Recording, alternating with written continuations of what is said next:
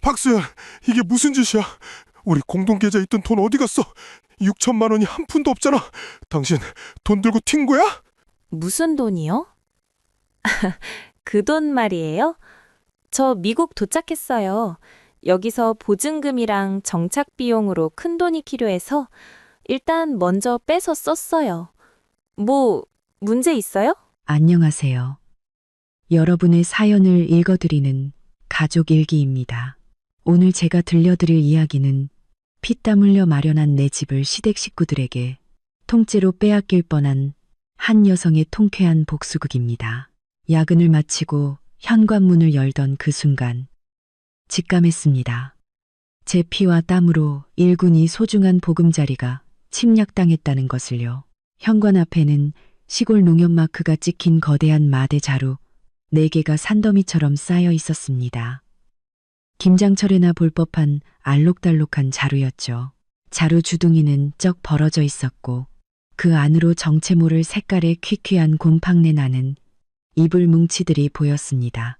그 옆에는 칠이 벗겨진 낡은 나무 괴짝 2개가 비스듬히 놓여 있었고 그 위에는 붉은 페인트로 이만식이라는 세 글자가 삐뚤빼뚤하게 쓰여 있었습니다. 깊게 숨을 들이마셨습니다. 이 쓰레기들을 당장 문 밖으로 내던지고 싶은 충동을 억누르며 신발을 갈아 신었습니다. 거실로 들어서자 제 시아버지 이만식 씨가 속옷 차림으로 제가 0만 원을 주고 산 이탈리아제 가죽 소파 테이블에 다리 한쪽을 떡하니 올린 채 이쑤시개로 이를 쑤시고 있었습니다. 귀가 찢어질 듯 시끄러운 주말, 막장 드라마 소리와 함께요.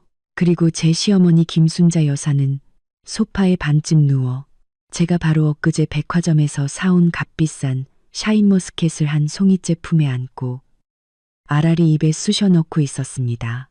껍질과 씨는 온 사방에 뱉어내면서요.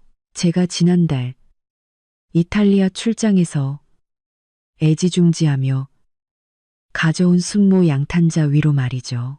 그 양탄자는 이 집에 조금이라도 따스한 분위기를 더하고 싶어 고생하며 들고 온 제 보물이었습니다. 하지만 지금은 시어머니의 쓰레기통이 되어 있었습니다. 서연이 왔냐? 김순자 여사는 눈꺼풀 하나 까딱하지 않고 웅얼거렸습니다. 입안의 과즙이 거의 튀어나올 지경이었죠. 저는 대꾸 없이 곧장 냉장고로 가 얼음물을 꺼내 벌컥벌컥 들이켰습니다. 차가운 물줄기가 목구멍을 타고 내려가자 마음속에서 들끓던 화산이 겨우 진정되는 듯했습니다. 얘가 왜 대답이 없어? 벙어리야? 제가 반응이 없자 김순자 여사의 목소리가 날카로워졌습니다. 시부모가 왔는데 어서 오시라는 말 한마디를 못해? 저는 물컵을 내려놓고 돌아섰습니다. 얼굴에는 억지로 비즈니스 미소를 띄운 채 말했죠. 아버님, 어머님, 갑자기 어쩐 일이세요? 미리 연락이라도 주시지 그러셨어요. 뭐? 내 아들 집에 오는데 며느리한테 허락이라도 받아야 한다는 거냐? 김순자 여사는 샤인머스켓 하나를 입에 던져넣고 와그작와그작 씹었습니다. 똑똑히 들어라. 나랑 네 시아버지는 시골집 팔았다. 이제부터 여기서 살 거다. 어디에도 안 가. 여기서 너희들한테 효도 받으면서 여생 보낼 거다. 효도요? 저는 속으로 코웃음을 쳤습니다. 제 나이 이제 32살인데 벌써부터 제 여생을 마감시켜 주실 셈인가요? 바로 그때 도어록 소리가 나더니 제 남편 이민준이 콧노래를 부르며 들어왔습니다. 그는 현관의 짐들을 보고도 전혀 놀라지 않았습니다. 오히려 안도의 한숨을 쉬는 듯한 표정이었죠. 여보 왔어? 그는 서류 가방을 아무렇게나 던져두고는 신발을 갈아 신자마자 김순자 여사 곁으로 달려갔습니다. 엄마, 오늘 오시느라 힘드셨죠? 이 아들이 어깨 주물러 드릴게요. 역시 내 아들밖에 없다니까. 김순자 여사는 아들의 효도를 만끽하며 곁눈질로 저를 쏘아보았습니다.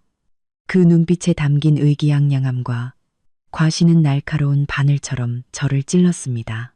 저는 눈앞에 이 모자상봉 장면을 보며 헛웃음만 나왔습니다. 결혼 5년 동안 이민준이 제 어깨를 주물러 준 적이 있었던가요? 단 한 번도 없었습니다. 그는 항상 이렇게 말했죠. 여보, 나 오늘 회사에서 너무 힘들었어. 당신이 바닥 좀 닦아줘. 이민준 씨, 잠깐 베란다로 나와요. 저는 얼음장처럼 차가운 목소리로 말했습니다. 이민준은 마지못해 따라오며 투덜거렸습니다. 왜 그래? 엄마랑 얘기하는 거 안 보여? 아버님 어머님이 시골집 팔고 여기 와서 사시겠대요. 당신 알고 있었어요? 저는 그의 눈을 똑바로 쳐다봤습니다. 응, 알고 있었지. 그는 너무나도 당연하다는 듯 대답했습니다. 부모님이 날 얼마나 고생해서 키우셨는데 이제 연세도 드셨으니 우리랑 같이 사는 게 당연한 거 아니야? 게다가 집 파신 돈 나중에 다 우리한테 물려주실 텐데 당연하다고요. 저는 기가 막혀 웃음이 나올 뻔했습니다. 이 아파트 계약금과 중도금은 저희 부모님이 내주셨습니다. 매달 내는 대출 원리금 150만 원 중 저는 120만 원을 냈습니다. 월급 400만 원인 이민주는 고작 30만 원을 낼 뿐이었죠. 남는 돈은 가족 비상금으로 저축해야 한다면서요. 이제 그가 대출금의 5분의 1밖에 내지 않는 이 집이 그의 온 가족을 위한 당연한 양로원이 되어버린 겁니다. 그럼 두 분 언제 돌아가세요? 이게 제 마지막 마지노선이었습니다. 가긴 어딜 가. 이민주는 괴물 보듯 저를 쳐다봤습니다. 이제부터 여기서 사신다니까. 박서연, 당신 왜 이렇게 철이 없어? 우리 부모님이 당신 부모님이지. 효도하는 게 당연한 거 아니야. 바로 그때 거실에서 김순자 여사의 목소리가 들려왔습니다. 의심의 여지 없는 명령조였죠. 박서연, 너 거기서 뭐하고 섰어? 얼른 작은 방 치워. 내가 허리가 안 좋아서 딱딱한 침대에서는 못 자거든. 너희 안방에 있는 라텍스 매트리스가 좋아 보이더라. 오늘 밤부터 내가 안방에서 잘 테니 너랑 민준이는 작은 방 가서 자. 그 말은 지난 5년간 제가 쌓아온 인내심을 무너뜨리는 마지막 지푸라기였습니다. 하지만 저는 그들의 예상처럼 길길이 날뛰거나 이민준과 다투지 않았습니다. 저는 조용히 거실로 걸어가 제 서류 가방에서 서류 뭉치 하나를 꺼냈습니다.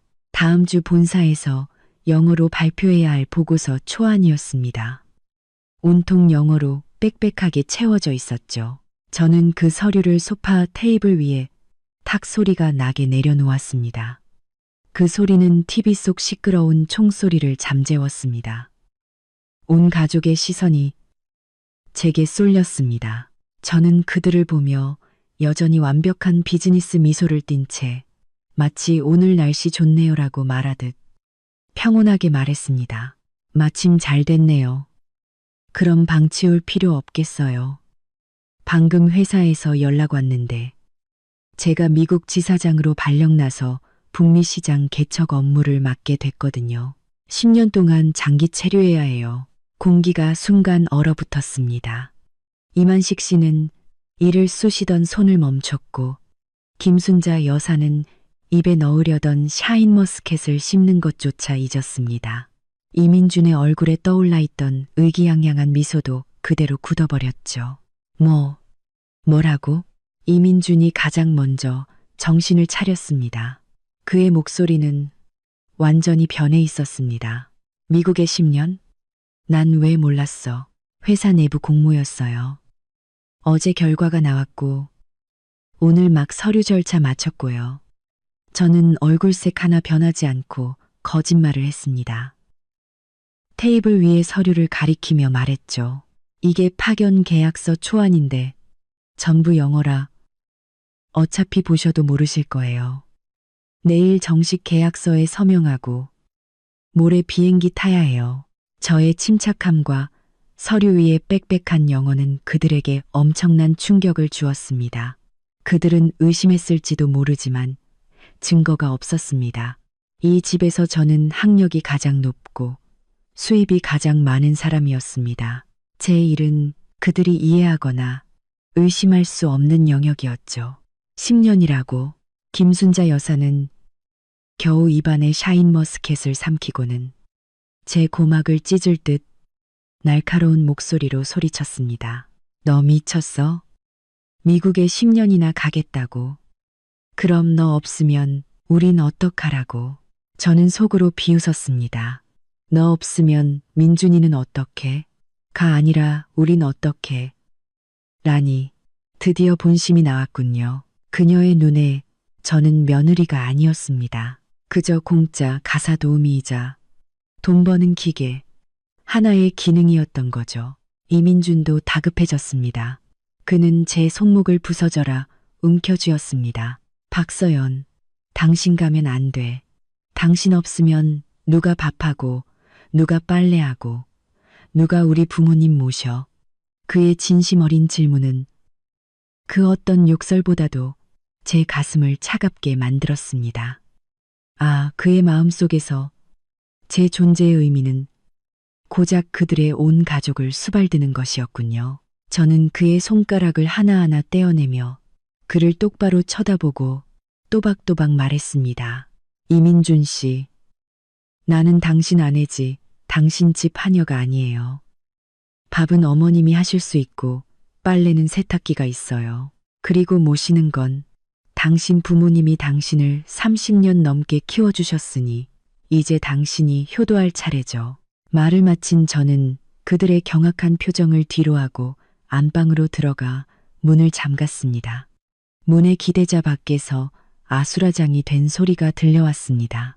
저 천하에 몹쓸 것이 아주 하늘 무서운 줄 모르고 날뛰는구나. 김순자 여사가 악을 썼습니다. 적에 아주 날개가 돋쳤어. 아들아, 절대 저렇게 보내면 안 된다. 이만식 씨가 처음으로 의견을 냈습니다. 서연아, 서연아, 문 좀 열어봐. 우리 얘기 좀 해. 회사는 그만둬도 되지만 가정이 깨지면 안 되잖아. 이민주는 미친 듯이 문을 두드렸습니다. 저는 못 들은 척 옷장을 열어 여행 가방에 짐을 챙기기 시작했습니다. 많은 것을 챙기지 않았습니다. 제 신분증과 여권, 노트북, 그리고 갈아입을 정장 몇 벌과 침대 협탁 서랍에 넣어둔 보석함. 그 안에는 어머니가 물려주신 옥팔찌와 제가 그동안 모은 귀금속들이 들어있었습니다. 이것들이 바로 제 자신감의 원천이었죠. 밖에서는 문 두드리는 소리와 욕설이 계속되었습니다. 저는 노이즈 캔슬링 이어폰을 꼈습니다. 세상이 순식간에 고요해졌습니다. 저는 휴대폰을 열어 제 가장 친한 친구이자 변호사인 지원이에게 메시지를 보냈습니다. 최지원 변호사, 세장 탈출 작전 개시. 지원이에게서는 거의 즉시 답장이 왔습니다. 아주 잘했어, 여왕님. 5성급 호텔 이그제큐티브 스위트룸 준비 완료. 차는 건물 아래에서 대기 중이야. 지금부터 내 전화만 받고 나머지는 전부 차단해. 저들은 저들끼리 진흙탕 싸움이나 실컷 하라지. 저는 웃음이 나왔습니다. 이 계획은 우리가 수없이 연습했던 것이었습니다. 반년 전 이민준이 소위 가족 비상금 통장에서 3천만 원을 몰래 빼내 여동생 이민아의 차를 사준 것을 우연히 발견했을 때부터 저는 이날이 오리라는 것을 알고 있었습니다. 저는 성모 마리아가 아닙니다. 제 인내심에도 한계가 있었죠. 그 3천만 원 중 2,500만 원은 제가 넣은 돈이었습니다. 저는 여행 가방을 챙겨 문을 열었습니다. 거실에 있던 세 사람은 저를 보고 얼어붙었습니다. 너 정말 가는 거야? 이민준의 목소리가 떨렸습니다. 비행기는 모레 오후 3시예요. 인수인계 때문에 미리 좀 나가봐야 해서요. 저는 여행 가방을 끌며 그들 곁을 무표정하게 지나쳤습니다. 거기 안 서. 김순자 여사가 달려들어 제 여행 가방을 뺏으려 했지만 저는 가볍게 몸을 틀어 피했습니다. 저는 걸음을 멈추고 그녀를 돌아보았습니다. 제 눈빛은 얼음장처럼 차가웠습니다. 어머님, 제가 10년 동안 출장을 가는 건 회사를 위해서이기도 하지만 우리 가족을 위해서이기도 해요. 미국 지사 연봉이 3억 원이에요. 나중에는 영주권 신청해서 두 분 다 모시고 가서 호강시켜 드릴 수도 있고요. 지금 저를 막으시는 건 우리 가족의 돈줄을 끊으시겠다는 건가요? 희망 고문은 그들 가족의 특기였습니다. 저도 바로 써먹었죠. 역시나 3억 원과 영주권이라는 말에 김순자 여사의 움직임이 멈칫했습니다. 이만식 씨의 눈도 반짝였습니다. 오직 이민준만이 아내가 도망간다는 공포에 사로잡혀 있었습니다. 그는 달려와 무릎을 꿇을 기세였습니다. 여보, 내가 잘못했어. 부모님 오시게 한 거 다 내 잘못이야. 제발 가지 마. 응, 지금 와서 그런 말해봤자 늦었어요. 저는 테이블 위에 서류를 가리켰습니다. 계약서, 내일이면 서명해요. 위약금이 5억 원인데 당신이 물어줄 수 있어요? 이민준의 얼굴이 새하얗게 질렸습니다. 5억 원이라니.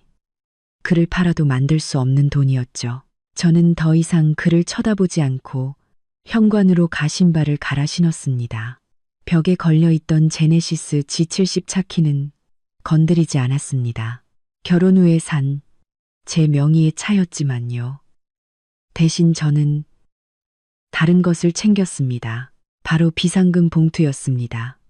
매달 비상용으로 집에 두던 현금 50만 원. 그것도 제가 넣어둔 것이었죠. 이건 제가 출장 가서 커피 사 마시는데 쓸게요. 저는 봉투를 흔들어 보이며 그들의 멍한 시선을 뒤로하고 문을 열고 나갔습니다. 엘리베이터 문이 닫히는 순간 이민준이 쫓아나오는 것이 보였습니다. 그의 얼굴에는 전례 없는 절망과 공포가 서려 있었습니다. 아주 좋습니다. 저는 그가 공포에 떨기를 바랐습니다. 공짜 점심이 갑자기 사라져야만 그 밥 한 끼의 가치가 얼마였는지 깨닫게 될 테니까요. 지원이 보낸 차에 올라타자 저는 길게 숨을 내쉬었습니다. 지난 5년간 저를 짓누르던 무거운 족쇄를 벗어던진 기분이었습니다. 차창 밖으로 도시의 네온사인이 빠르게 스쳐 지나갔고 저는 온전히 저 자신만을 위한 새로운 세계로 달려가고 있었습니다. 30분 후 저는 서울에서 가장 호화로운 5성급 호텔 이그제큐티브 스위트룸의 통유리창 앞에 서서 발 아래 펼쳐진 눈부신 야경을 내려다보고 있었습니다. 방 안에는 부드러운 재즈 음악이 흐르고 있었고 욕조에는 장미 꽃잎이 뿌려진 따뜻한 물이 받아져 있었습니다. 기분이 어때? 우리 여왕님? 세련된 정장 차림의 지원이가 샴페인 2잔을 들고 와 제게 한 잔을 건넸습니다. 지금껏 느껴본 적 없이 최고야. 저는 그녀와 잔을 부딪혔습니다. 맑은 소리가 제 새로운 인생의 서곡처럼 울려 퍼졌습니다. 아마 그 집은 지금쯤 난리가 났을걸. 특히 내 금마마보이 남편. 너 없으면 양말이 어디 있는지도 못 찾을걸? 지원이가 짙게 있게 웃었습니다. 저는 샴페인을 한 모금 마셨습니다. 차갑고 달콤한 기포가 혀끝에서부터 마음속까지 시원하게 퍼져나갔습니다. 그가 못 찾는 게 어디 양말뿐이겠어. 저는 휴대폰을 꺼내 앱 하나를 열었습니다. 제가 오래전에 집에 설치해둔 스마트홈 CCTV 시스템이었습니다. 이민준 가족은 이 사실을 전혀 몰랐죠. 저는 도둑 방지용이라고 둘러댔고 그는 그걸 그대로 믿었습니다. 화면에는 거실의 모습이 선명하게 보였습니다. 이민준은 초조하게 거실을 서성거리며 어떡하지? 진짜 가버렸어. 어떻게? 라고 중얼거리고 있었습니다. 김순자 여사는 소파에 앉아 이전의 기세등등함은 온데간데 없이 온갖 계산적인 표정을 짓고 있었습니다. 그녀는 시아버지 이만식 씨에게 말했습니다. 영감, 제가 말한 미국 가서 3억 번다는 거 진짜일까 가짜일까? 이만식 씨는 입맛을 다시며 한참 생각하더니 말했습니다.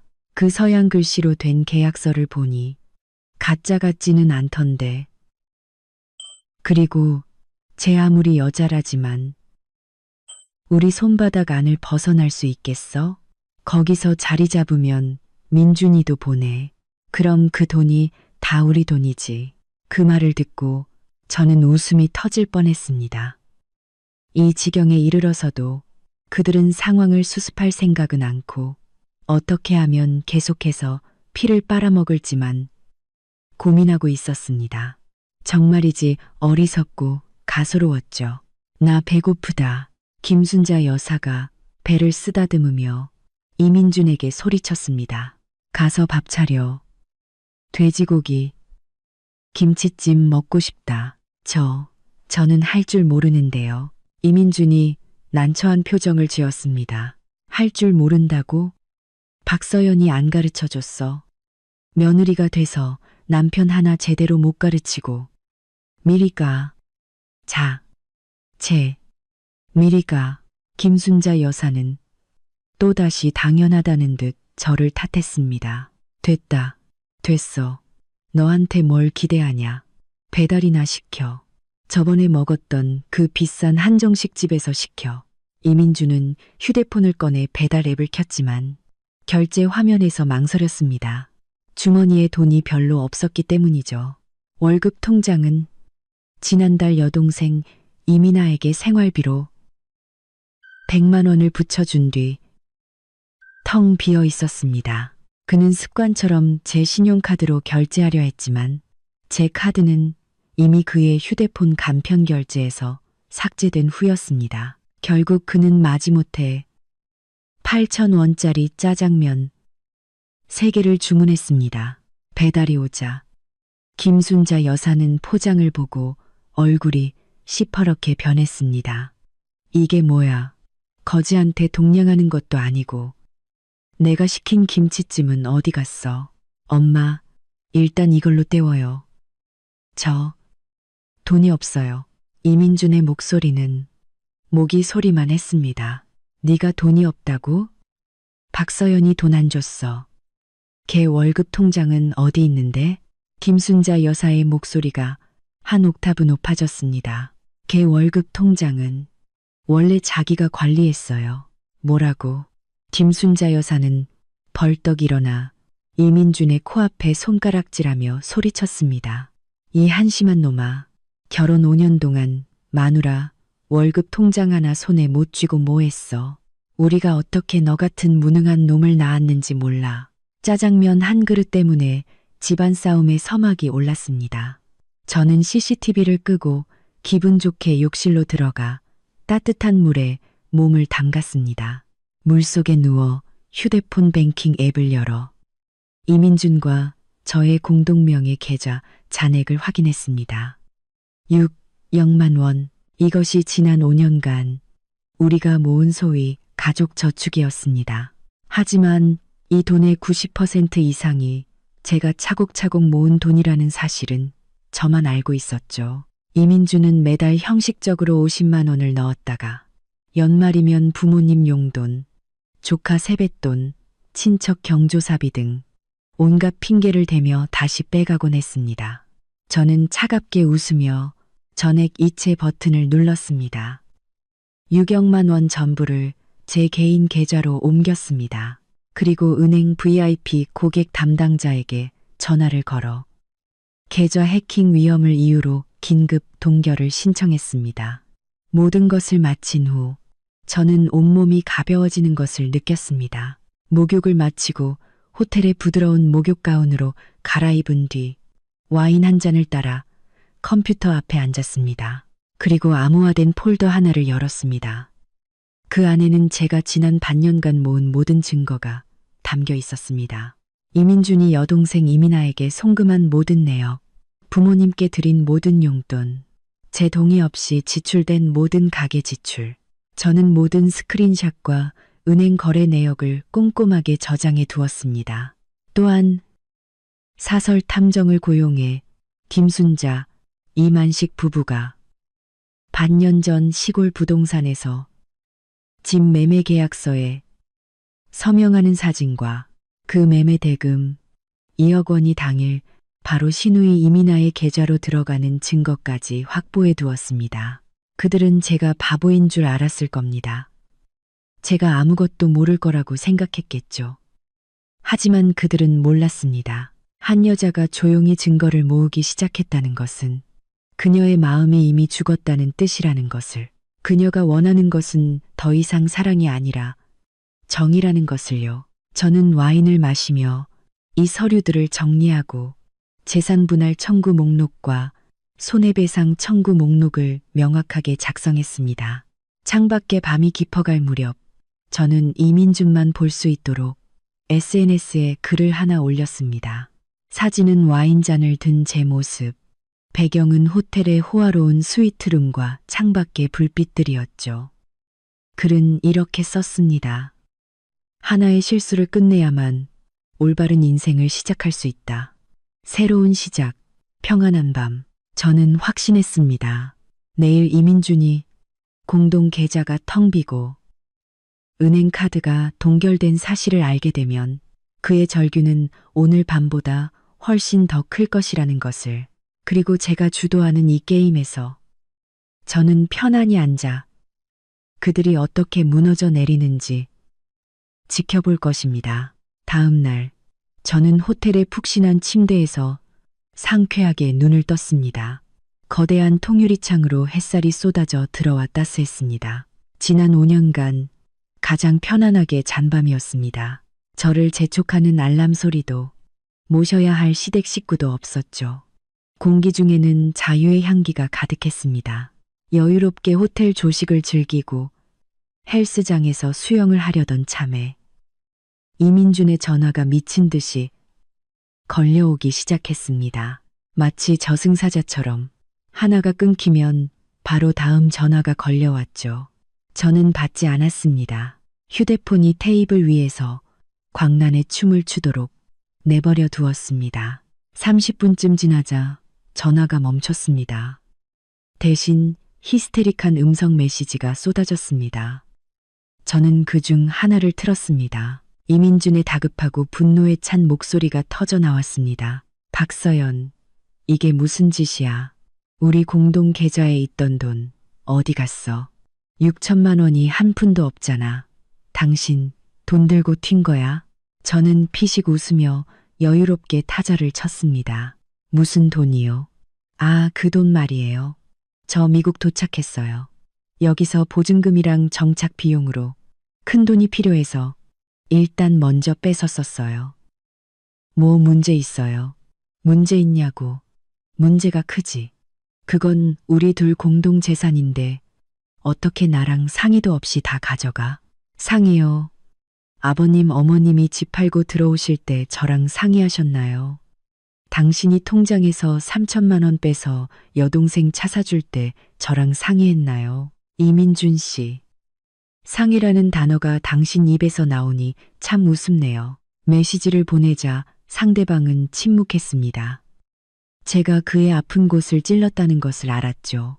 그는 자신이 한 짓이 완전 범죄라고 생각했겠지만 제가 하나하나 장부에 기록해 두고 있었다는 사실은 꿈에도 몰랐을 겁니다. 잠시 후 그에게서 음성 메시지가 왔습니다. 목소리가 한결 부드러워져 있었습니다. 거의 우는 소리였죠. 여보, 내가 잘못했어. 정말 미안해. 돈 좀 다시 보내주면 안 될까? 500만 원만. 아니, 200만 원이라도 괜찮아. 엄마가 마트에 가셔야 하는데 내 카드에 돈이 한 푼도 없어. 왔군요. 이것이 그의 진짜 목적이었습니다. 소위 공동재산 때문이 아니라 단지 돈이 떨어졌기 때문이었습니다. 그의 효자 코스프레를 더 이상 유지할 수 없게 된 것이죠. 저는 답장했습니다. 어머, 정말 안 됐네요. 제가 미국에 막 도착해서 그런지 해외에서 큰 금액이 인출돼서 은행 계좌가 동결됐어요. 한 달은 지나야 풀릴 것 같은데요. 아, 맞다. 아버님, 어머님 시골집 파셨다고 했죠? 그 돈이 2억 원이나 된다면서요. 일단 어머님께 용돈 좀 달라고 해보세요. 제가 해외에서 송금하는 것보다 훨씬 편할 텐데요. 저는 공을 정확하게 김순자 여사에게 넘겼습니다. 이 전화가 끝나면 이 씨 집안의 다음 전쟁은 사라진 집 매매 대금을 둘러싸고 벌어질 것이라는 걸 알았기 때문이죠. 저는 휴대폰을 내려놓고 기분 좋게 수영장으로 향했습니다. 한편 이 씨 집안은 제 예상대로 발칵 뒤집혔습니다. 이민주는 전화를 끊자마자 난처한 표정으로 김순자 여사를 찾아갔습니다. 엄마, 서연이 카드가 동결됐대요. 혹시 집 파신 돈에서 생활비 좀 먼저 꺼내 쓸 수 있을까요? 뭐라고? 김순자 여사는 이만식 씨에게 바닥 청소를 시키던 중 그 말을 듣고 벌떡 일어났습니다. 내 돈을 달라고? 그건 내 노후 자금이고 목숨 같은 돈이야. 절대 못 건드려. 하지만 집에 돈이 한 푼도 없잖아요. 매일 짜장면만 먹고 살 수는 없잖아요. 이민준이 다급하게 말했습니다. 그리고 그 돈 그냥 두는 것보다 일단 좀 꺼내 쓰는 게 어때서요? 안 된다면 안 되는 줄 알아. 김순자 여사의 태도는 확고했습니다. 그녀의 눈빛은 심지어 흔들리기까지 했습니다. 그 돈 이미 5년짜리 정기예금으로 묶어놨어. 지금 깨면 이자 다 날아가서 손해가 막심하다고. 정기예금이요? 이민준이 멍하니 물었습니다. 엄마, 언제요? 저한테 말도 없이. 그리고 정기예금이라도 중도 해지할 수 있잖아요. 이자 좀 손해보더라도 지금 돈 없는 것보다 낫잖아요. 안 된다고 했지. 김순자 여사는 아들이 계속 캐묻자 아예 막무가내로 나왔습니다. 어쨌든 그 돈은 한 푼도 못 건드려. 돈 없으면 내 그 잘난 마누라한테 가서 받아와. 집안 돈 다 들고 튄 게 누군데. 왜 내가 그 구멍을 메워야 해? 모자는 거실에서 핏대를 세우며 싸웠고 이만식 씨는 옆에서 한숨만 쉴 뿐 아무 말도 못했습니다. 바로 그때 초인종이 울렸습니다. 이민준이 짜증스럽게 문을 열자 문 앞에는 그의 보물 같은 여동생, 제 시누이 이민아가 서 있었습니다. 그녀의 뒤에는 하늘을 뒤집어 놓을 듯한 7살짜리 아들 준우도 함께였죠. 오빠, 나왔어. 이민아는 문을 열자마자 큰 여행 가방 2개를 안으로 밀어넣고는 아주 자연스럽게 제 슬리퍼로 갈아 신었습니다. 네가 여긴 어쩐 일이야? 이민준이 놀라서 물었습니다. 엄마가 오라고 했어. 이민아는 당당하게 말했습니다. 엄마가 그러는데 새언니가 미국 가서 큰돈 번다며 이 집 비워두느니 내가 와서 살라고 하더라. 마침 나 살던 원룸도 계약 끝났거든. 월세 아끼고 좋지 뭐. 오빠, 나 싫은 건 아니지. 이민준의 얼굴이 소뚜껑처럼 시커매졌습니다. 박서연 하나가 나가니 이민아라는 더 큰 재앙이 굴러들어온 셈이었습니다. 심지어 집을 통째로 드러낼 말썽꾸러기 아들까지 데리고서요. 김순자 여사는 딸과 외손자가 오자 금세 얼굴이 활짝 폈습니다. 방금 전의 싸움은 없었던 일처럼요. 그녀는 이민아의 손을 잡고 안부를 물으며 이민주는 거들떠보지도 않았습니다. 우리 딸 오느라 힘들었지. 어서 앉아. 우리 준우 외할머니가 얼마나 보고 싶었는지 몰라. 이리 와서 안겨봐. 저는 CCTV로 이 장면을 보며 입가의 냉소가 점점 깊어졌습니다. 그랬군요. 김순자 여사가 집 한 돈을 정기예금에 묶어놨다고 거짓말한 이유는 그 돈이 애초에 그녀 손에 없었기 때문이었습니다. 그녀는 이미 그 2억 원을 전부 사랑하는 딸 이민아에게 줘버린 것이죠. 그녀가 저를 다시 집으로 돌아오게 하려고 했던 이유, 제가 미국에 10년 간다는 말을 반신반의했던 이유, 그리고 이제 이민아를 집으로 부른 이유, 모든 것은 바로 집 팔고 아들에게 얹혀 사는 불쌍한 노부모 연극을 제게 보여주기 위함이었습니다. 제가 기꺼이 제 돈으로 이 대가족을 부양하게 만들려고요. 정말이지 기가 막힌 작전이었습니다. 하지만 그녀는 한 가지를 계산하지 못했습니다. 저 박서연은 순순히 당하는 양이 아니라는 것을요. 그들이 제 머리 위에서 주파나를 튕기는 순간 저는 이미 망치를 준비하고 있었습니다. 이제 그들에게 주파날이 얼굴에 튀는 고통을 맛보게 해줄 시간이었습니다. 이민아의 등장은 이미 끓어오르던 물에 기름을 부은 격이었습니다. 그녀는 김순자 여사의 이기심과 뻔뻔함을 완벽하게 물려받았고 심지어 그것을 뛰어넘었습니다. 그녀는 제 집을 자신의 개인 놀이터이자 공짜 리조트로 여겼습니다. 저는 CCTV를 통해 이 모든 것을 차갑게 지켜보았습니다. 그녀는 너무나도 당연하게 저와 이민준의 안방을 차지했습니다. 작은 방은 준우와 둘이 쓰기에 너무 좁다는 이유였죠. 어차피 새언니 미국 가서 10년은 안 올 텐데 이 큰 침대 비워두면 낭비잖아. 이민준이 반대하려 했지만 김순자 여사의 한마디에 막혔습니다. 내 동생 이혼하고 혼자 애 키우는 게 얼마나 힘든데 오빠가 돼서 그것도 못 봐줘. 박서연도 가만히 있는데 내가 왜 난리야. 그렇게 이민아는 제가 300만 원 넘게 주고 산 라텍스 매트리스 위에서 100만 원짜리 실크 이불을 덮고 잠들었습니다. 하지만 이게 끝이 아니었습니다.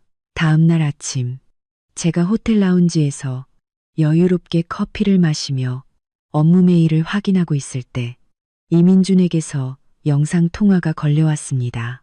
전화를 받자 화면에는 초췌하고 분노에 찬 그의 얼굴이 나타났습니다. 그가 무언가 말하려던 순간 화면이 흔들리더니 짙은 화장을 한 이민아의 얼굴이 불쑥 나타났습니다. 새언니, 좋은 아침. 그녀는 제 화장실을 배경으로 화사하게 웃었습니다. 저는 한눈에 알아보았습니다. 그녀가 입고 있는 것은 제가 작년 생일에 큰맘 먹고 산 실크 잠옷이었습니다. 섬세한 레이스가 그녀 때문에 조금 늘어난 것처럼 보였습니다. 새언니, 이 잠옷 정말 편하다. 근데 좀 끼네. 그녀는 제 심기를 건드리고 있다는 사실조차 모르는 듯 했습니다. 저는 아무 말 없이 차갑게 그녀를 노려보았습니다. 그녀는 또 제 화장대 위에 있던 설화수 최고급 크림을 집어들더니 듬뿍 짜서 자기 발에 바르기 시작했습니다. 와, 새언니, 이 얼굴 크림 진짜 좋네. 내가 쓰던 것보다 훨씬 촉촉해. 나중에 미국에서 몇 개 더 보내줘. 나 하나, 엄마 하나. 그 순간 저는 정말이지 인터넷 선을 타고 넘어가 그녀의 뺨을 때리고 싶었습니다. 그 크림은 50만 원이 넘는 것이었습니다. 제가 얼마나 많은 밤을 새우고 얼마나 큰 계약을 성사시킨 후에야 스스로에게 선물한 것이었는데 말이죠. 이제 그 크림은 이민아의 발크림이 되어 있었습니다. 저는 깊게 숨을 들이마셔 분노를 억누르고 오히려 부드러운 미소를 지었습니다. 민준 씨, 동생이 제 물건을 정말 좋아하네요. 역시 우린 한 가족인가 봐요. 내 것이 곧 동생 것이니 너무 따지지 말아요. 이민준과 이민아는 제 반응에 놀란 듯 멍한 표정을 지었습니다. 저는 계속 미소를 지으며 말했습니다. 그런데 여보, 제가 이번에 미국 오면서 정착 비용으로 돈을 거의 다 썼어요. 우리 나중에 미국에 큰 집도 사야 하잖아요. 그러니 그 잠옷은 제가 동생에게 주는 선물이라고 생각할게요. 하지만 그 크림은 정가대로 계산해서 저에게 보내줬으면 좋겠어요. 그리고 화장실에 있는 다른 화장품이나 가방들도 동생이 마음에 들면 다 써도 괜찮아요. 대신 사용한 만큼 저에게 청구서만 보내주세요. 친남매 사이라도 돈 계산은 확실히 해야죠. 말을 마친 저는 그들이 반응할 틈도 주지 않고 영상 통화를 끊었습니다. 그리고 방금 녹화한 영상, 통화 파일과 크림 구매 영수증, 스크린샷을 함께 묶어 지원이에게 보냈습니다. 저는 이민준이 이민아에게서 단 한 푼도 받아내지 못할 것이라는 걸 알고 있었습니다. 아니나 다를까 10분도 채 되지 않아 저희 집 CCTV에서는 남매 간의 전쟁이 벌어졌습니다. 이민아, 너 당장 박서연한테 돈 보내. 50만 원. 한 푼도 빼놓지 말고. 이민준이 버럭 소리쳤습니다. 오빠 미쳤어. 고작 크림 하나 때문에 나한테 소리를 질러? 그리고 나 돈 없어. 내 돈은 전부. 이민아는 말을 하다가 찔리는 듯 입을 다물었습니다. 내 돈 다 뭐 했는데. 또 도박했어. 이민주는 동생의 버릇을 잘 알고 있는 듯 했습니다. 헛소리 하지 마. 이민아는 꼬리가 밟히자 발끈하며 소리쳤습니다. 그냥 돈 없다고.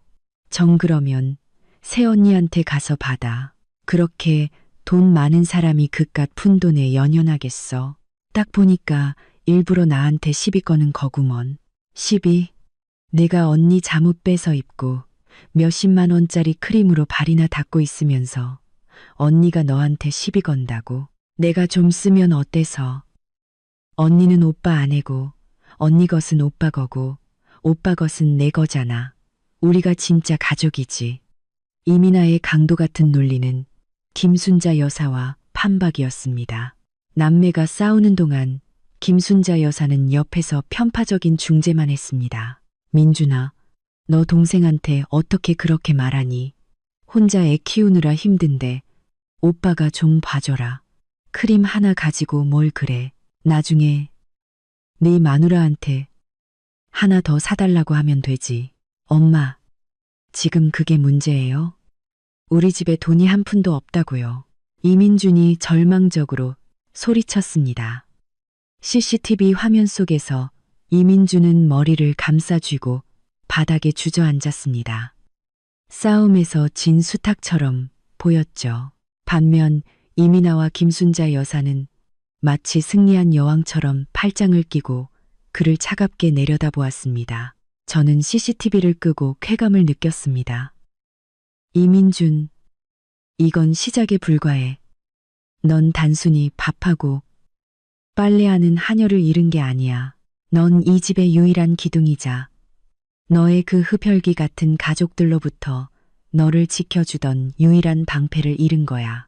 이제 넌 한 가정의 질서가 무너졌을 때 삶이 얼마나 끔찍해지는지 서서히 깨닫게 될 거야. 제가 미국으로 떠난 후 우리 집의 가사 시스템은 완전히 마비되었습니다. 예전에는 제가 바쁜 와중에도 집을 항상 깔끔하게 관리했습니다. 일주일에 2번씩 가사 도우미를 불러 대청소를 했고 일상적인 청소와 식사 준비, 빨래도 완벽하게 해냈습니다. 이민주는 이 집에서 마치 룸메이트처럼 그저 집에 와서 밥 먹고 잠자고 게임하는 손님에 불과했죠. 이제 그 손님의 좋은 시절은 끝났습니다. 저는 가사도우미 업체와의 계약을 해지했고 모든 식료품 배달 정기 결제를 중단했습니다. 이 집의 운영은 순식간에 전자동 모드에서 수동 원시 시대로 퇴보했습니다. 첫날 아무도 밥을 하지 않아 배달 음식을 시켜 먹었습니다. 둘째 날 아무도 설거지를 하지 않아 싱크대에는 배달 용기가 산처럼 쌓였습니다. 셋째 날 쓰레기통이 꽉 찼지만 아무도 버리지 않아 썩은 국물이 흘러나와 역겨운 냄새를 풍겼습니다. 그리고 넷째 날 아침 이민주는 마침내 폭발했습니다. 출근하려고 보니 입을 깨끗한 셔츠가 한 장도 없었기 때문입니다. 모든 옷이 빨래 바구니에서 땀 냄새를 풍기며 쌓여 있었습니다. 엄마, 미나야, 설거지 좀 하고 바닥 좀 닦으면 안 돼. 집이 완전 돼지 우리가 됐잖아. 그가 CCTV 속에서 포효했습니다. 김순자 여사는 소파에 누워 해바라기 씨를 까먹으며 TV를 보다가 껍질을 바닥에 뱉으며 느긋하게 말했습니다. 난 허리가 아파서 힘든 일은 못해. 원래 이런 건 다 박서연이 하던 거 아니었어? 누가 걔를 쫓아내래.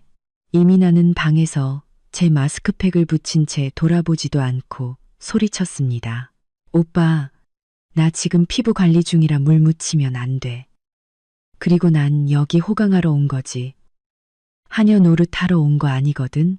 그 순간 저는 이민준의 얼굴에서 진정한 절망을 보았습니다. 그는 마침내 깨달은 것입니다. 이 집에서 저를 제외하고는 이 집의 청결과 질서를 위해 노동을 할 사람이 아무도 없다는 것을.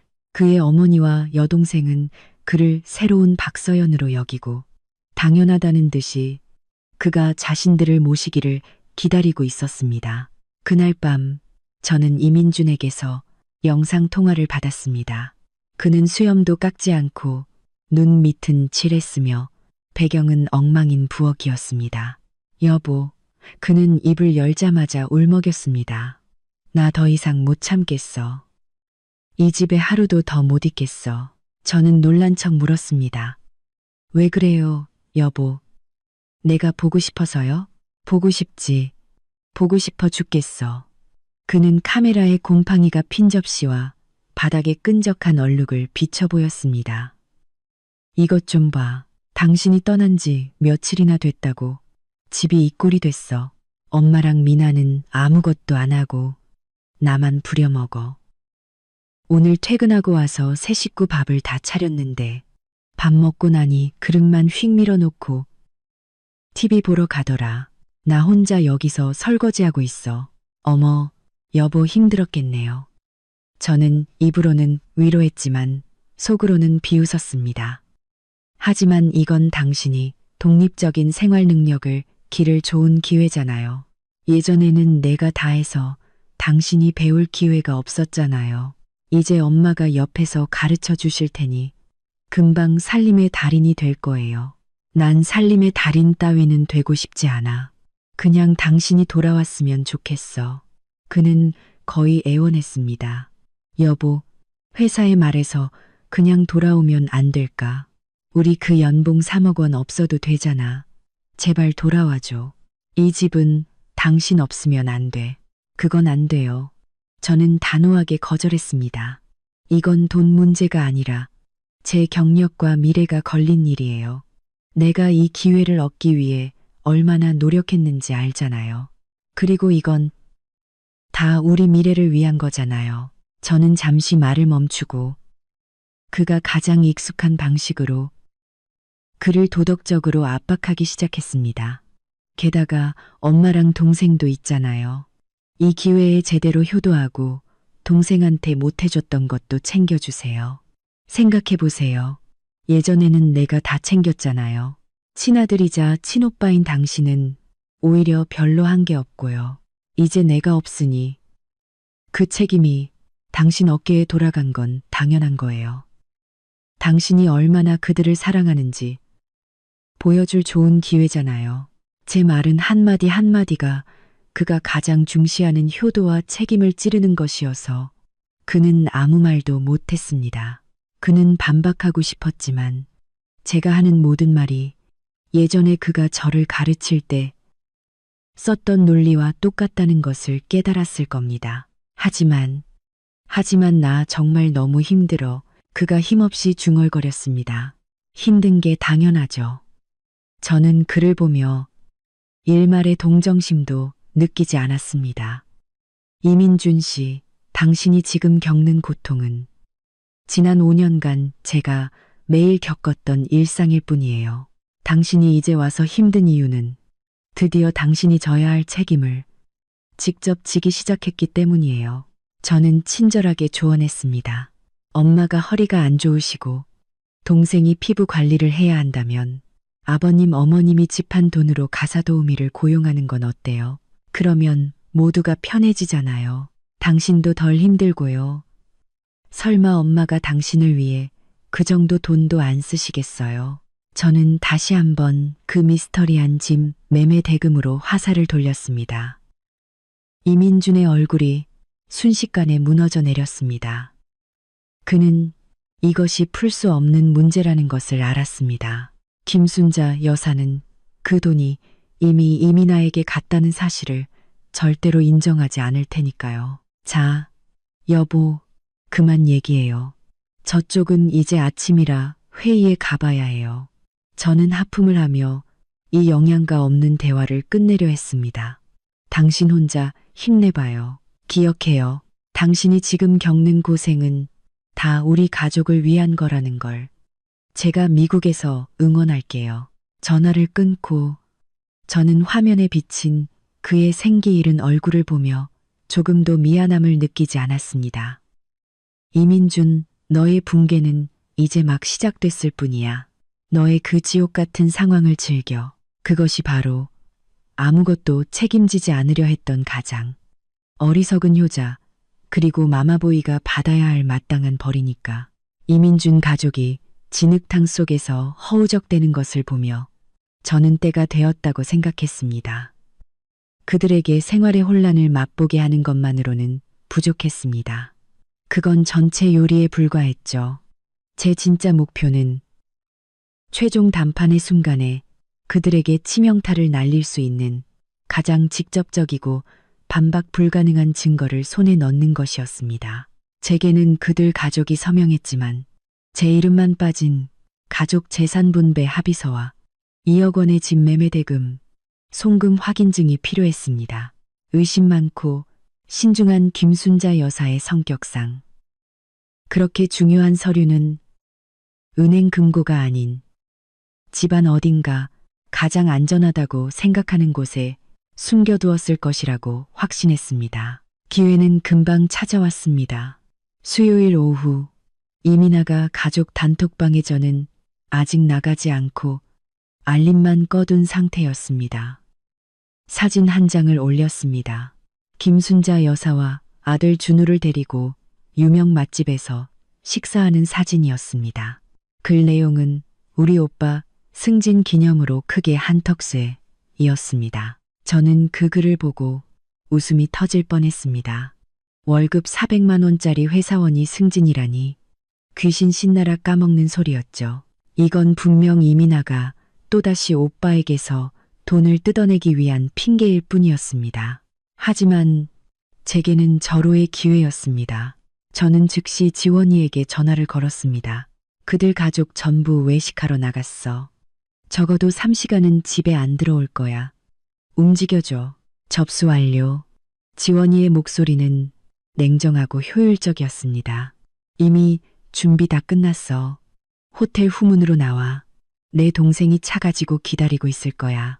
우리에게 주어진 시간은 딱 1시간이야. 신속하게 해결해야 해.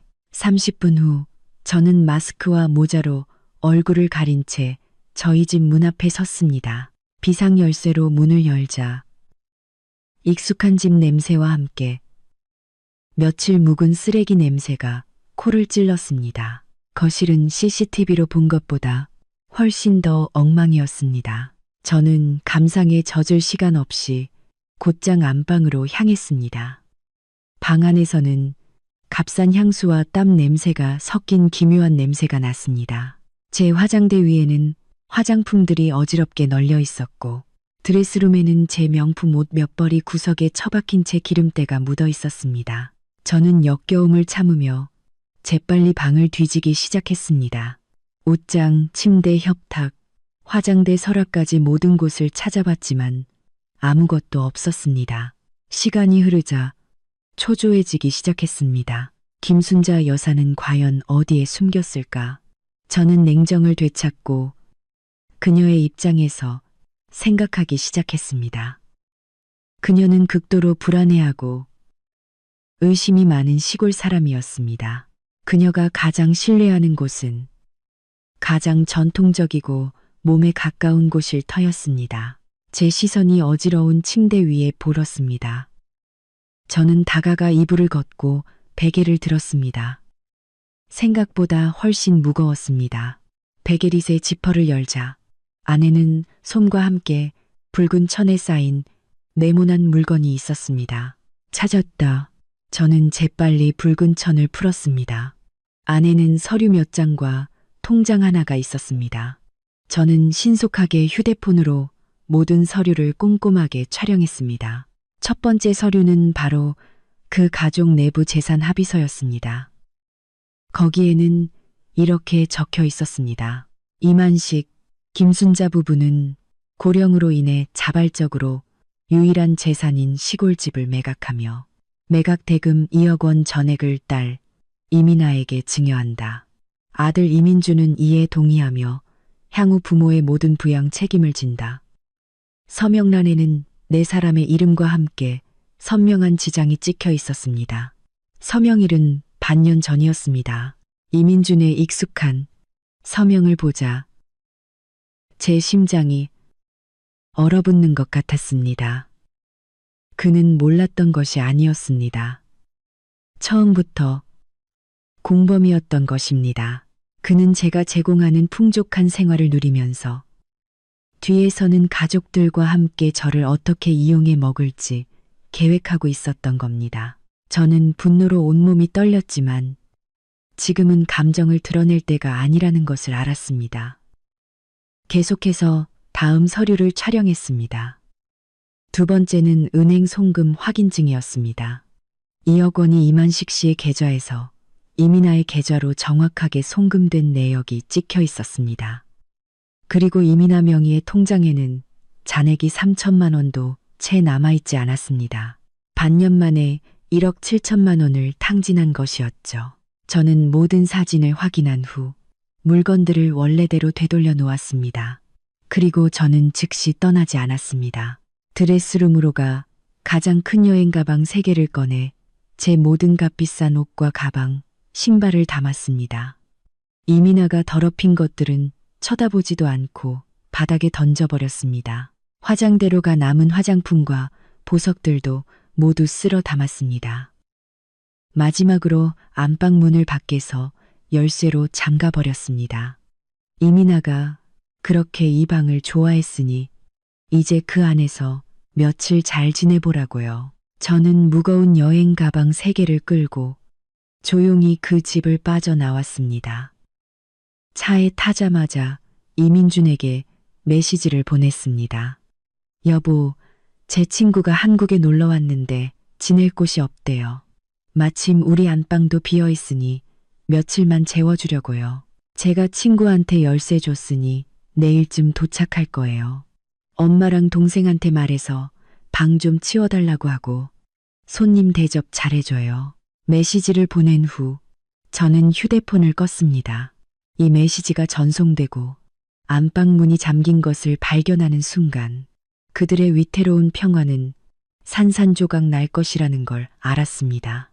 그리고 제 손에는 그들을 지옥으로 보낼 수 있는 확실한 증거가 있었습니다. 이제 저는 그저 개들이 서로 물어뜯는 막장극의 클라이맥스를 기다리기만 하면 되었습니다. 제가 보낸 메시지는 이 씨 집안에 거대한 파장을 일으켰습니다. 가장 먼저 폭발한 것은 이민준이었습니다. 그는 미친 듯이 전화를 걸어왔지만 저는 받지 않았습니다. 그는 메시지로 폭언을 퍼부었습니다. 박서연, 너 미쳤어. 안방은 엄마랑 미나가 쓰고 있잖아. 내 친구는 어디서 자라고.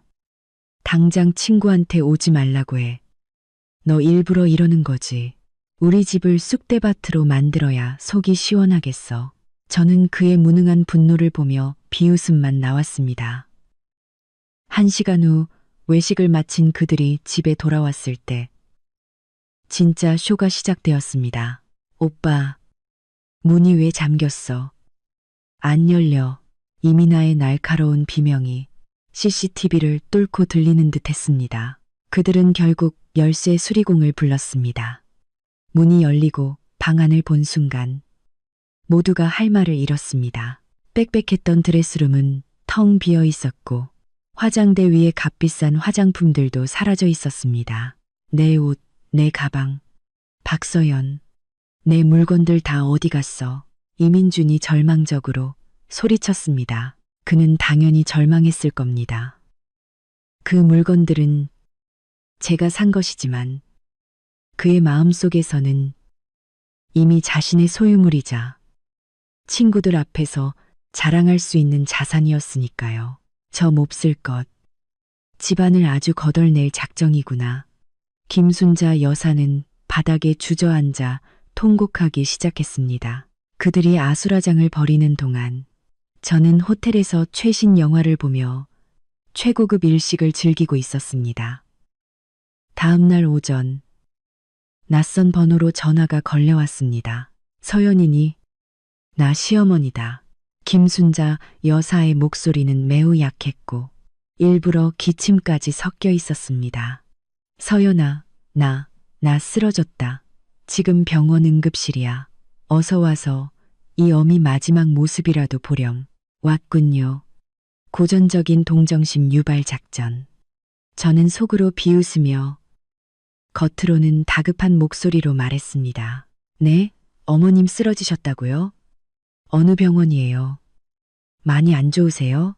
김순자 여사는 당장 숨이 넘어갈 듯한 목소리로 병원 이름을 댔습니다.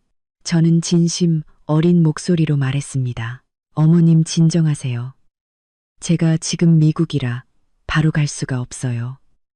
일단 민준 씨 좀 바꿔주세요. 제가 알아서 할게요. 전화를 받은 이민준은 울먹이며 말했습니다. 여보, 엄마가 위독하셔. 빨리 병원비 좀 보내줘. 돈 걱정은 마세요. 제가 바로 처리할게요. 옆에 간호사분 좀 바꿔주세요. 이민준은 영문도 모른 채 간호사에게 휴대폰을 건넸습니다. 저는 즉시 유창한 영어로 말하기 시작했습니다. Hello, this is Miss Park So-yeon. I am the patient's daughter-in-law. Currently in the United States. Please arrange for the best medical care. I have already contacted the city's top private nursing service, Care Angel, for 24-hour one-on-one care. All expenses will be paid upon service delivery. Please inform my husband, Mr. Lee Min-jun, to handle the payment. Thank you. 제가 영어를 쓴 이유는 그들이 알아듣지 못하게 하면서도 상황이 매우 전문적이고 심각하게 느껴지도록 만들기 위함이었습니다. 간호사는 제 말을 이민준에게 전달했습니다. 아내분께서 케어 엔젤이라는 최고급 간병인 서비스를 예약하셨다고 합니다. 24시간 일일 간병이고 비용은 후불 결제하시라고 하네요. 이민준과 김순자 여사는 얼어붙었습니다. 그들의 계획은 제가 돈을 보내고 가능하다면 저까지 돌아와 다시 하녀 노릇을 하는 것이었습니다. 제가 이런 선물을 보낼 줄은 꿈에도 몰랐겠죠. 30분 후 세련된 유니폼을 입은 케어 엔젤의 최고급 간병인이 응급실에 나타났습니다. 이민준 씨 되십니까? 박서연님의 요청으로 온 김간병사입니다. 저희 24시간 특별 간병 서비스 비용은 하루 30만 원이며 첫 서비스 시 보증금 100만 원을 먼저 결제해 주셔야 합니다. 하루에 30만 원이요. 강도 아니에요. 우리 필요 없어요. 이민준이 더듬거리며 거절했습니다. 하지만 아내분께서 이미 예약을 확정하시고 계약금을 지불하셨습니다. 지금 취소하시면 위약금 90만 원을 지불하셔야 합니다. 간병인의 미소 띤 얼굴에서는 단호함이 느껴졌습니다. 침대에 누워있던 김순자 여사는 그 말을 듣자 병이 씻은 듯이 나은 모양이었습니다. 그녀는 벌떡 일어나 소리쳤습니다. 무슨 간병인이 그렇게 비싸. 필요 없으니까 당장 가라고 해. 간병인은 미소 지으며 말했습니다. 어머님, 안색이 아주 좋아지셨네요. 따님과의 통화가 치료에 효과가 있었나 봅니다. 김순자 여사의 얼굴이 시뻘개졌습니다. 그녀는 자신의 얕은 꾀가 들통났을 뿐만 아니라 반박할 수 없는 방식으로 망신을 당했다는 것을 깨달았습니다. 결국 그들은 위약금의 압박에 못 이겨 이민준의 남은 돈 전부를 보증금으로 지불해야 했습니다. 이 모든 상황은 지원이가 섭외한 연기자인 간병인의 휴대폰을 통해 제게 실시간으로 중계되고 있었습니다. 고급 간병인의 등장은 이민준을 무너뜨리는 마지막 지푸라기가 되었습니다. 그는 병원비와 간병비로 거의 200만 원을 쓴 후에야 이 집에서 유일하게 돈과 노동력을 모두 제공하는 사람이 바로 자신이었다는 사실을 깨달았습니다. 그날 밤 그는 제게 다시 영상 통화를 걸어왔습니다. 이번에는 전례 없이 진지한 모습으로 사과하며 다시 시작하자고 애원했습니다. 그는 이민아를 쫓아냈고 어머니에게도 더 이상 우리 일에 간섭하지 말라고 말했다고 했습니다. 만약 반년 전이었다면 저는 감동해서 당장 돌아갔을지도 모릅니다. 하지만 지금은 아니었습니다. 저는 남자의 후회는 진심 어린 반성에서 오는 것이 아니라 잘못의 대가가 감당할 수 없을 만큼 커졌을 때 나온다는 것을 알고 있었습니다. 저는 그의 진심을 시험해 보기로 했습니다. 정말요. 그럼 한 가지 조건이 있어요. 아버님, 어머님이 집한 돈 2억 원 있잖아요. 그걸로 우리 미국에 멋진 집을 사요. 우리 둘 이름으로요. 그리고 부모님도 모셔서 함께 살아요. 그럼 우리 가족 다시 행복하게 살 수 있잖아요. 이민준의 얼굴이 굳어졌습니다. 그는 눈빛을 피하며 더듬거렸습니다. 그 돈은 엄마가 5년짜리 정기예금에 넣어놔서 지금 깨면 손해가 너무 커. 5년 뒤에 사면 안 될까? 역시나 그의 거짓말은 변하지 않았습니다.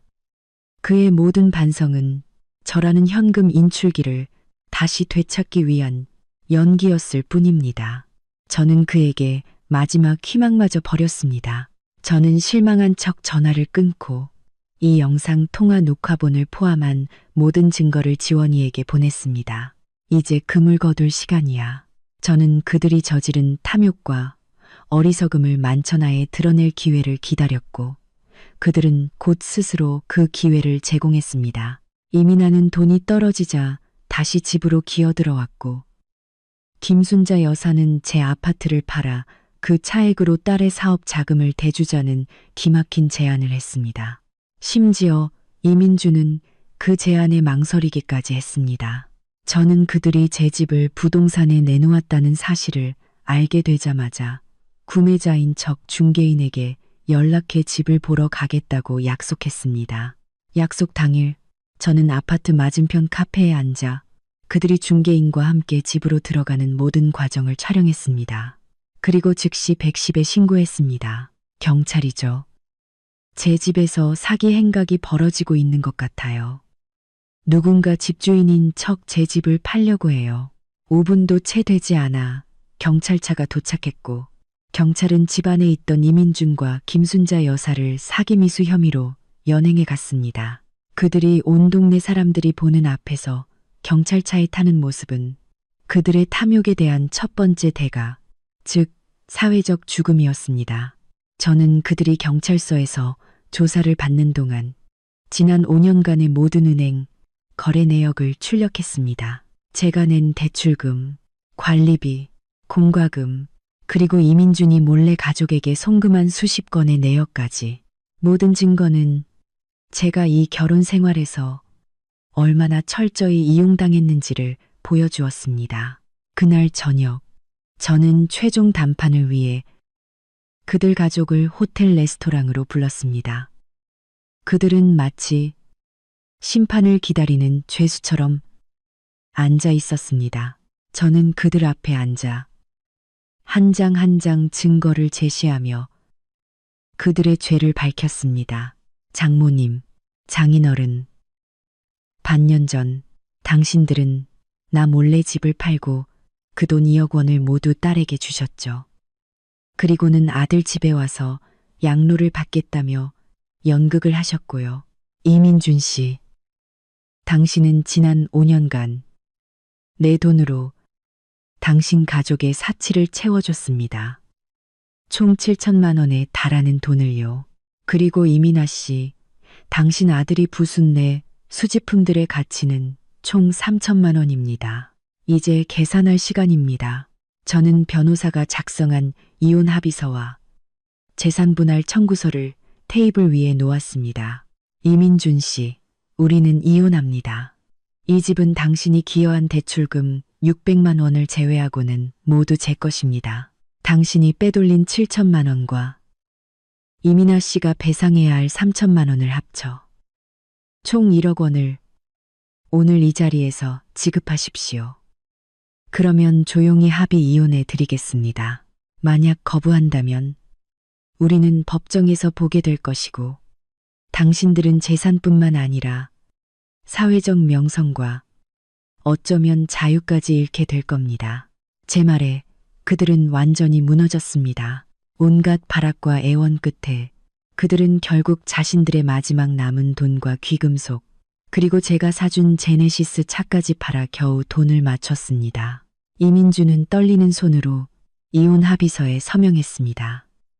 저는 그 서류를 챙겨 그들에게 마지막 말을 남기고 뒤도 돌아보지 않고 나왔습니다. 참, 이 집은 이미 부동산에 내놨으니 3일 안에 당신들 쓰레기 전부 치우고 나가세요. 3일 뒤에도 남아있는 건 제가 폐기물로 처리하겠습니다. 이혼 수속은 순식간에 끝났습니다.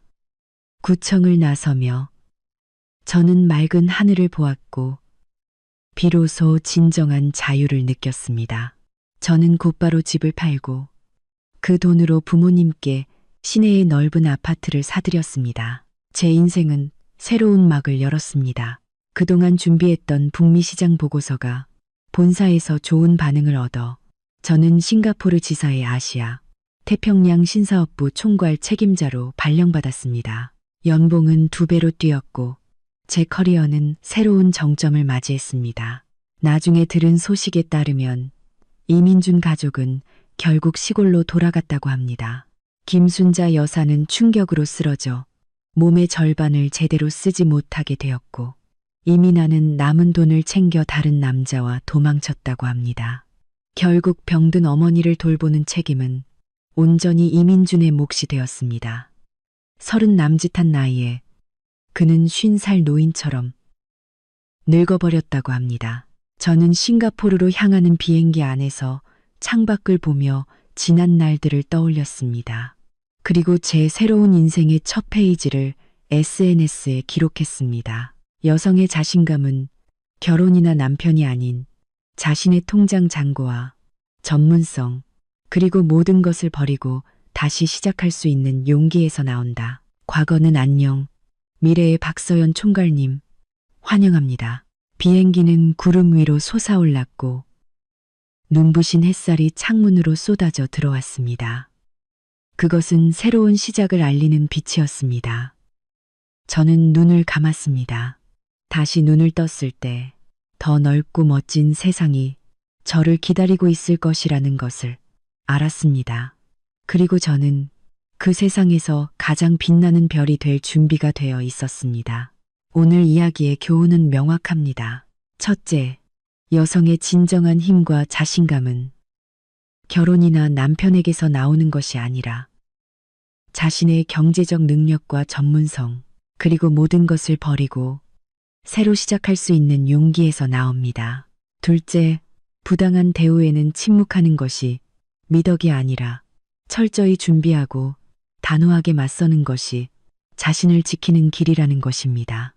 여러분은 서연 씨의 복수 방법에 대해 어떻게 생각하시나요? 만약 여러분이 서연 씨의 입장이었다면 어떤 선택을 하셨을 것 같으세요? 여러분의 생각을 댓글로 자유롭게 남겨주세요. 오늘 이야기가 마음에 드셨다면 좋아요와 구독 버튼을 눌러주시고 가족일기의 다음 이야기도 기대해주세요. 감사합니다.